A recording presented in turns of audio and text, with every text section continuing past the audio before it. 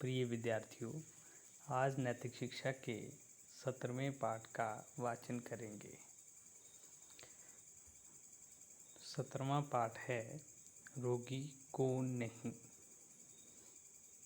महर्षि चरक जब आयुर्वेद के सारे ग्रंथ लिख चुके, सब प्रकार की विधियों का, सब प्रकार की औषधियों का, चिकित्साओं का वर्णन कर चुके और उनका प्रचार भी कर चुके, तो उनके मन में विचार आया कि चलूं और देखूं लोग मेरे बताए हुए मार्ग पर चलते भी हैं या नहीं, मेरा परिश्रम सफल हुआ या नहीं। एक पक्षी का रूप धारण करके वे उड़े और वहां गए जो वैद्यों का बाजार था। एक वृक्ष पर बैठकर पक्षी ने ऊंची आवाज में कहा, को रुका, स्वस्थ कौन, अर्थात रोगी कौन नहीं है। वैद्यों ने पक्षी की आवाज़ सुनी, समझी और उत्तर में किसी ने कहा, जो च्यवनप्राश खाता है। दूसरा बोला, जो चंद्रप्रभा बटी खाता है।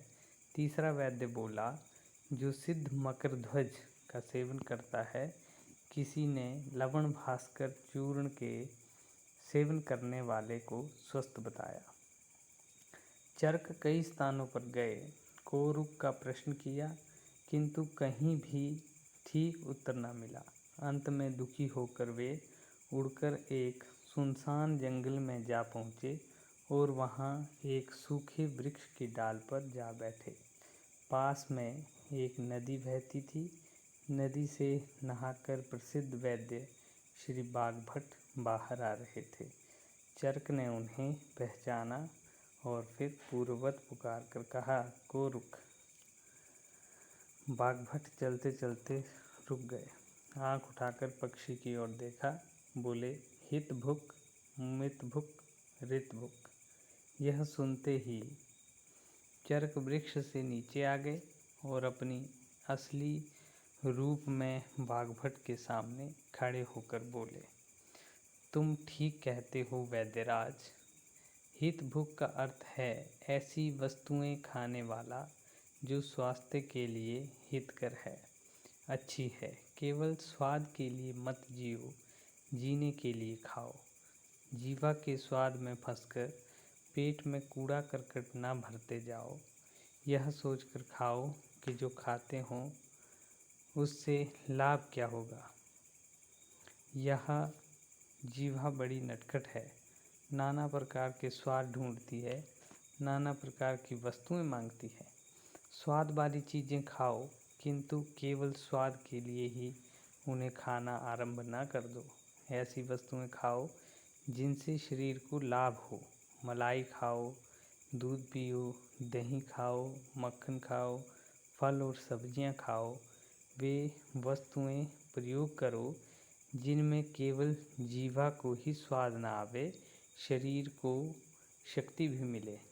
परंतु मलाई भी खाओ तो कितनी। यदि आप मलाई ही खाते जाएं, रबड़ी ही पेट में डालते चलें, मक्खन ही चाटते रहें, तो इससे शरीर को लाभ के स्थान पर हानि होगी। इसलिए बागभट्ट ने दूसरी बात कही, मित भुक। परिमित रूप में अर्थात थोड़ा खाने वाला अच्छी वस्तुएं खाओ, परंतु सही मात्रा में।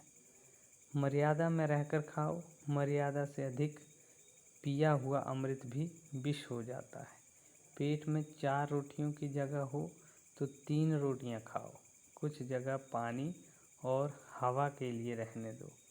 इसको कहते हैं उचित मात्रा में खाना, मितभुक होना। परंतु केवल हितभुक और मितभुक से काम नहीं चलता। मनुष्य यदि ऊपर उठना चाहे, इस जीवन को उस लक्ष्य की ओर ले जाना चाहे जिसके लिए यह मिला है, तो आवश्यक है कि वह रितभुक भी बने। अच्छी वस्तुएं खाएं, थोड़ी खाएं, परंतु वे वस्तुएं खाएं जो उत्तम कमाई से प्राप्त की गई हो। इस संबंध में आर्य सन्यासी आनंद स्वामी ने महात्मा हंसराज जी के जीवन की एक घटना का उल्लेख अपनी प्रवचन कथा में किया है। महात्मा हंसराज जी एक बार हरिद्वार के मोहन आश्रम में ठहरे हुए थे। एक वनवासी उनके पास ही एक कमरे में रहते थे। एक दिन वह वानप्रस्थी महात्मा जी के पास आए और जोर जोर से रोने लगे। कहने लगे कि मैं लुट गया, मेरी उम्र भर की कमाई नष्ट हो गई। पूछने पर पता लगा कि वह पिछले कई वर्षों से ईश्वर भक्ति के मार्ग पर चलता हुआ ध्यान और उपासना की सीढ़ी पर पहुंच चुका था।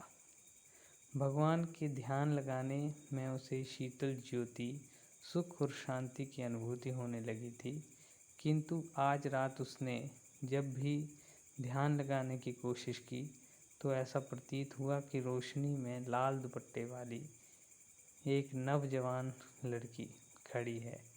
उसने कहा कि मैंने बार बार मुंह धोकर प्राणायाम करके उससे हटाने का प्रयत्न किया, परंतु रोशनी में उसके अतिरिक्त और कुछ दिखाई नहीं देता। महात्मा जी ने पूछा कि किसी बुरे व्यक्ति की संगत में तो नहीं बैठे, कोई बुरी पुस्तक तो नहीं पढ़ी। उसने कहा कि ऐसा कुछ नहीं किया। बातों बातों में पता चला कि कल उसने एक सेठ के भंडारे में भोजन किया था। महात्मा जी ने कहा कि जाकर पता लगाओ वह सेठ कौन है, क्यों उसने भंडारा किया है। वानप्रस्थी गया।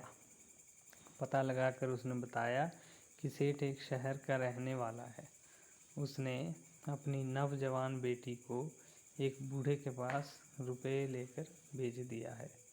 उसमें से 2000 रुपये लेकर वह हरिद्वार आया है और इस पाप का प्रायश्चित करने के लिए उसने भंडारा किया है। इस बात को सुनकर महात्मा जी ने कहा कि यही वह नवजवान लड़की है जो तुम्हें दिखाई देती है। तुमने जो कुछ खाया वो पुण्य भाव से दिया हुआ दान नहीं था, पाप की कमाई का एक भाग था। उस लड़की का मूल्य, जब तक यह अन्न तुम्हारे शरीर से नहीं निकलेगा तब तक उस लड़की का दिखाई देना बंद न होगा।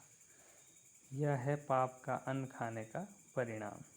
पाप के अन्न से आत्मा गिरती है, आगे बढ़ता हुआ मनुष्य इससे पीछे हटता है। इसीलिए बागभट्ट ने कहा, केवल हितभुक और मितभुक होना ही पर्याप्त नहीं है।